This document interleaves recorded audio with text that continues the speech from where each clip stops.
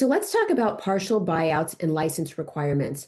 I have a lot of very financially qualified buyers right now who are looking for service-based businesses, paving, striping, construction, HVAC. They're all profitable industry. But here's the challenge. Most of those businesses require a license. That means that the buyer either needs to already hold that license or they need to bring in a buyer who does. Now, here's how it used to work. If the business required a license, the seller could stay on with as little as 1% ownership.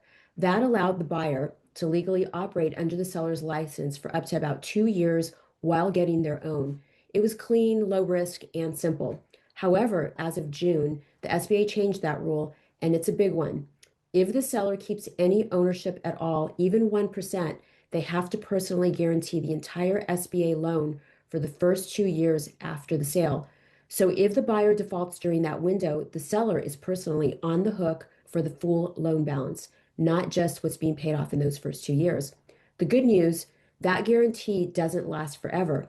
Once the 2 year period ends, and if the buyer's been making on time payments, the seller's guarantee is released. So the risk is limited to the first 24 months. Now, why it matters for licensed businesses, in most states, you can't just hand over an operation to an unlicensed buyer. They have to partner with someone who holds that license, or they can't legally operate. Now, because of the SBA rule change, that simple transition where a seller stays on with 1% ownership just got a little bit more complicated because that seller is now guaranteeing the full loan. That means deals need to be structured much more carefully to protect both sides.